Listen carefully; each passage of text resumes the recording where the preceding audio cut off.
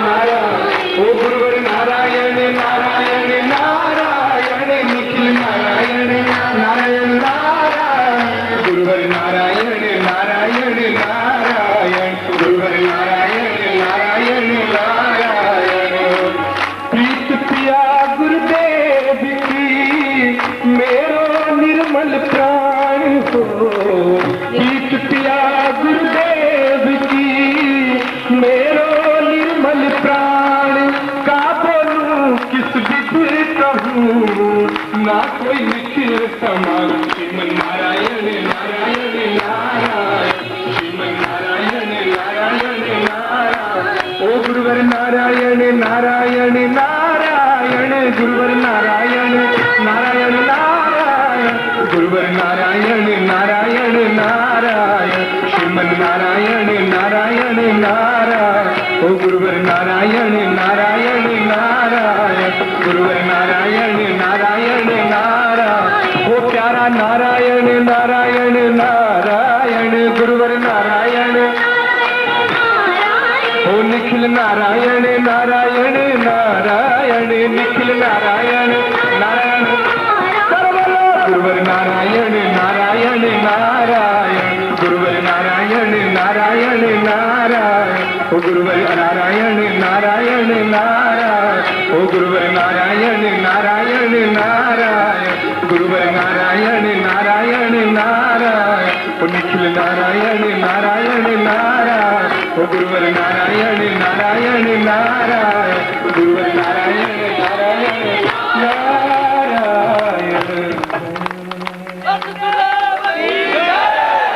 पूज्य गुरुदेव की, पूजनीय माता जी की, आदरणीय छोटे गुरुदेव की।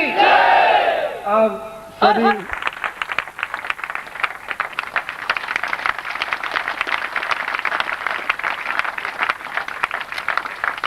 सुरेश जी अय्यर पत्नी माल्यार्पण के लिए पधारे।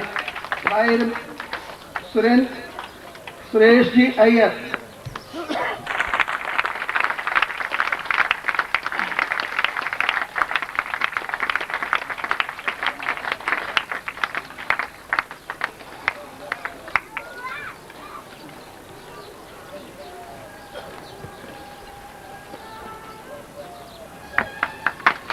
तालियों के साथ पूरा से स्वागत करिए।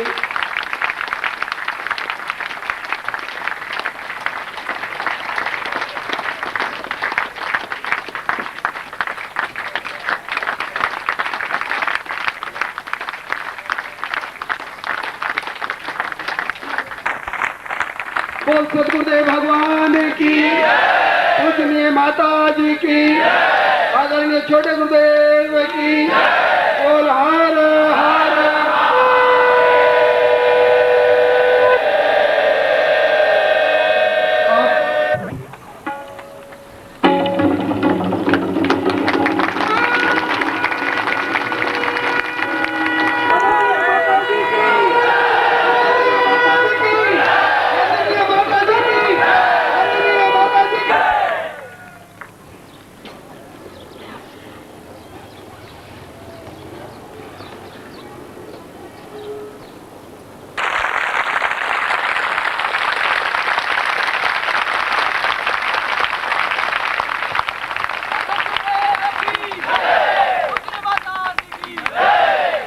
दूसरा पाठ ये है कि आप मुस्कुराते हुए तालियां बजाइए।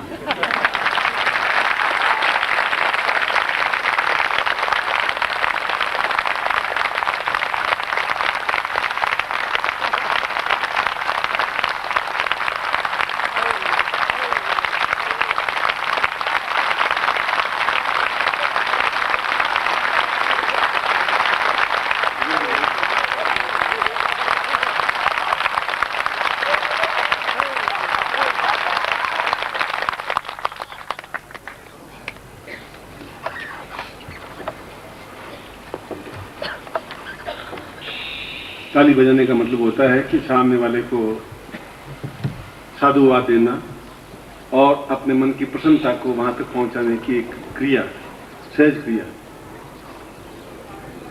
और ताली बजाने का मतलब है कि मैं कर्म, और धर्म दोनों को मिला करके आपको प्रार्थना करता हूँ, आपके प्रति सिर झुकाता हूँ। ये कर्म प्रधान आर्ट है, ये धर्म प्रधान आर्ट है। इसलिए कहा गया है कि धर्म करें तो चुपचाप करें, पता ही नहीं पड़े, कर्म करें तो दिखाई दे। इसे दोनों को मिलाने का मतलब यही है कि 10 इंद्रियों के साथ मैं प्रसन्नता व्यक्त करता हूँ, 5 है 5 10, और धर्म अर्थ के साथ मैं आपको साधुवाद देता हूँ, धन्यवाद देता हूँ, अर्पित करता हूँ।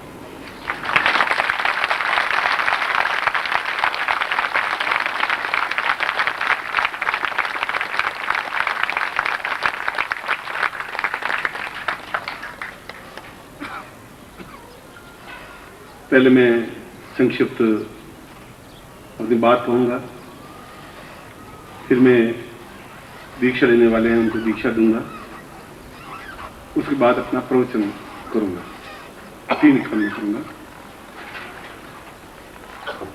सबसे पहले तो आप लोग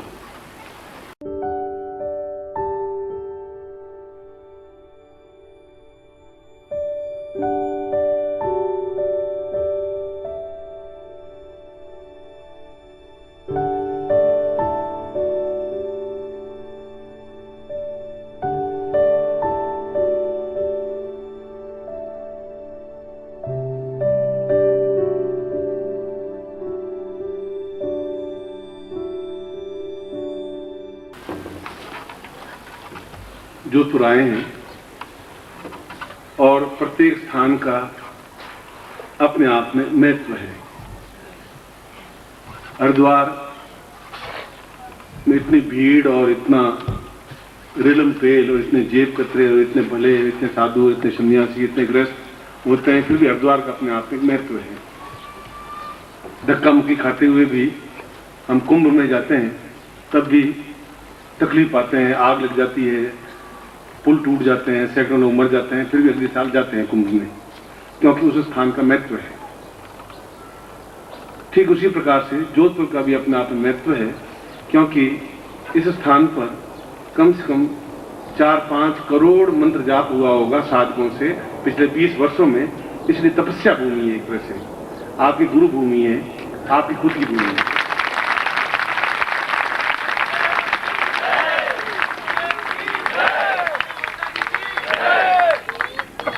और ये इस बार होली शिविर नहीं रख के मंजुल महोत्सव रखा है।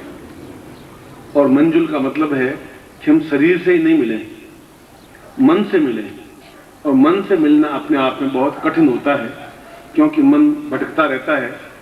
और जब तक एक दूसरे के प्रति मन से हम जुड़ाव नहीं करेंगे, एक से जुड़ेंगे नहीं, क्रियात्मक नहीं बनेंगे, तब तक चेहरे पर प्रसन्नता, ओज, आनंद की उपलब्धि नहीं हो सकती। और आनंद और हर्ष नहीं है तो जीवन मेरी दृष्टि में तो बिल्कुल एक पशु के समान नहीं है। या यूं समझ लीजिए कि हम जिंदगी को ढो रहे हैं, हम जिंदगी को चला रहे हैं। क्योंकि जब मन पर ही नियंत्रण नहीं है तो गुरु पर नियंत्रण कैसे होगा आपका? जब तुम्हारे मन पर नियंत्रण नहीं है, तुम्हारे परिवार पर नियंत्रण कैसे होगा? इसलिए आवश्यक यह है कि सब कुछ आदमी कर सकता है संसार में, मन पर नियंत्रण नहीं कर सकता, क्योंकि मन बड़ा चंचल होता है, मन चोर होता है, मन भागने वाला होता है, और मन वो सब कुछ काम करवाता है जो हम नहीं चाहते हुए भी करना चाहते हैं, या करना चाहते हुए भी नहीं करना चाहते। मन चोर बनाता है, मन धोखेबाज बनाता है, मन विश्वासघाती बनाता है, मन धार्मिक बनाता है, मन देवता बना देता है, मन राक्षस बना देता है। और इस मन को गुरु के साथ जोड़ने की क्रिया को मंजुल कहते हैं। इस मन को गुरु के साथ जोड़ने की, शरीर को गुरु के साथ जोड़ने की बात नहीं कर रहा हूं मैं, ये पहली बार एक बात बता रहा हूं। हम अपने मन को गुरु के साथ जोड़ेंगे, और जब जोड़ेंगे तब मन जुड़ेगा तो मनुष्य कहलाएंगे। अभी तक मनुष्य नहीं है हम। मनुष्य एक अलग क्रिया है, और मनुष्य एक ऐसी क्रिया है जब देवता भी मनुष्य शरीर धारण करने के लिए लालायित रहते हैं। और जितने देवता हुए हैं, विष्णु, रुद्र या ब्रह्मा या बाकी सब मनुष्य देह धारण किए। कोई कृष्ण के रूप में धारण किए, कभी राम के रूप में धारण किए, कभी बुद्ध के रूप में, कभी चैतन्य के रूप में, और अप्सराओं ने भी, इन सब ने, क्योंकि मनुष्य शरीर अपने आप में श्रेष्ठतम समय है, श्रेष्ठतम शरीर है। जिसके माध्यम से वे आनंद की उपलब्धि कर सकते हैं। देवता हंसते नहीं, उनको हंसने की कोई क्रिया मालूम नहीं। देवता रोते भी नहीं, उनको रोने की क्रिया मालूम नहीं। उनको सुख की अनुभूति नहीं होती, उनको दुख की अनुभूति नहीं होती। न राक्षसों को सुख की अनुभूति, न दुख की अनुभूति है। इस संसार में श्रेष्ठतम वर्ग मनुष्य कहा गया है। और मनुष्य तब बनता है जब मन है तो मनुष्य बनता है, अन्यथा पशु बनता है। और पशु कई तरह के होते हैं, हाथी भी पशु है, घोड़ा भी पशु है, गधा भी पशु है, और 25 लाख का एक कुत्ता भी पशु है। इसलिए इस मंजुल का मतलब है कि आप इन 2 दिनों में आपका मेरा हृदय मन जुड़ जाना चाहिए। नहीं जुड़ेगा तो फिर 500 साल भी नहीं जुड़ पाएगा। कल भी मैं अपने शाम के छोटे से प्रवचन में ये समझा रहा था कि होली का तात्पर्य केवल ये नहीं है कि हमने ऊपले लगा करके होली जला दी या कांटे जला दिए। ये जलाने की क्रिया नहीं है। जलाने की क्रिया, होली का मतलब है कि हमारी अंदर की जो हुतात्मा है, अंदर की जो कृष्ण ने गीता में कहा है, हम हुतात्मा निश्चिति सा पूर्वा ज्ञान में वचन, मैं हुतात्मा बन करके अपने अविष्यान को आपके हृदय में समर्पित करूं और आप अपने आप को पूर्ण आहुति बना करके मेरे हृदय में अपने आप को समर्पित करें। वो क्षण होली कहलाती है। जब अपने आप को समर्पित कर दें, आप अपने पास कुछ रखें नहीं, फिर इफ एंड बट माइंड में कुछ नहीं होता। फिर जो आज्ञा दी वो पालन की जाती है। चाहे मैं आपकी आज्ञा पालन करूं, आपकी जो समस्याएं दूर करूं, आप मेरी आज्ञा पालन करें। इसलिए ये मंजुल महोत्सव है, मामूली उत्सव भी नहीं है, महोत्सव है। क्योंकि दिन हमारे पास 2 दिन है और 2 दिन में हमें जीवन के सारे रंग, सारे आयाम देखने हैं। हंसी खुशी, प्रसन्नता, चलचलाहट, एक दूसरे से जी भर के बैठने की क्रिया, अपनी समस्याओं को बता के उनसे दुख दूर करने की क्रिया, ये सारे 2 दिनों में होना चाहिए और हो। और ये सब देवता लोग क्यों मनुष्य दान करते हैं? क्या जरूरत है? हम देवता बनना चाहते हैं और वो मनुष्य दान करते हैं। ये विपरीत क्रिया क्यों है? विपरीत क्रिया इसलिए है कि साधनाएं और दीक्षाएं केवल मनुष्य शरीर को ही प्राप्त हो सकती है, देवताओं को प्राप्त नहीं हो सकती। देवता दीक्षा ले नहीं सकते, संभव भी नहीं। देवता साधना कर भी नहीं सकते, ऋषि कर सकते हैं। ऋषियों ने किए जो मनुष्य थे।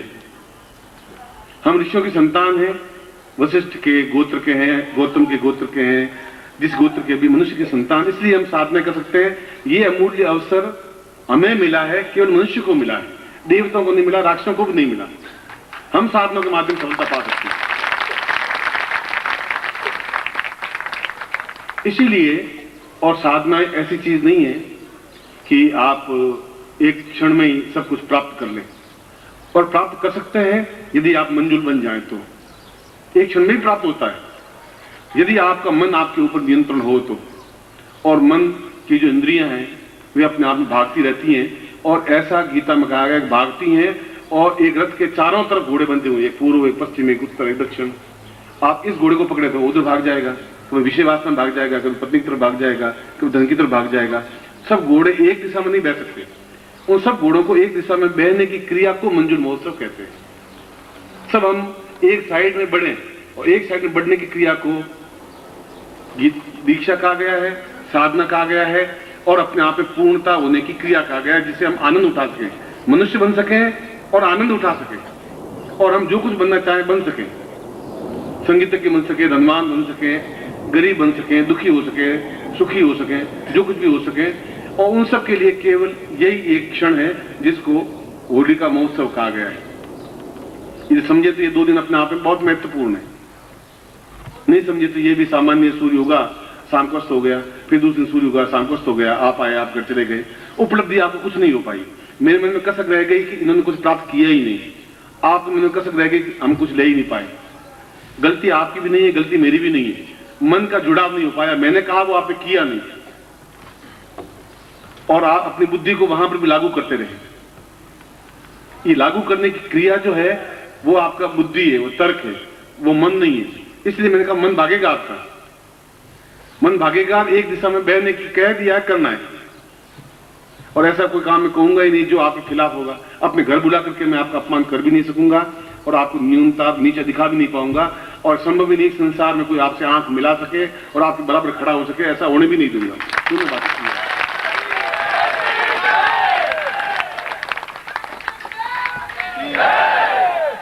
इसलिए ये दिन मस्ती के हैं, आनंद के हैं, उल्लास के हैं, जोश के हैं, जवानी के हैं।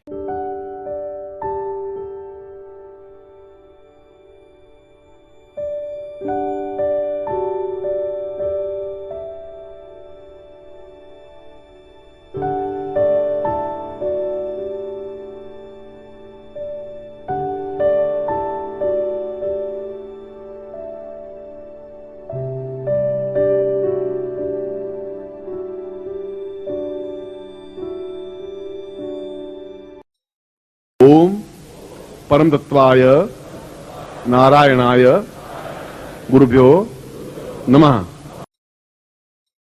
ओम ह्रीं मम प्राण देह रोम प्रतिरोम चैतन्य जाग्रय ह्रीं ओम नमः। ओम भूर्भुवः स्वः तत्सवितुर्वरेण्यं भर्गो देवस्य धीमहि धियो यो नः प्रचोदयात्।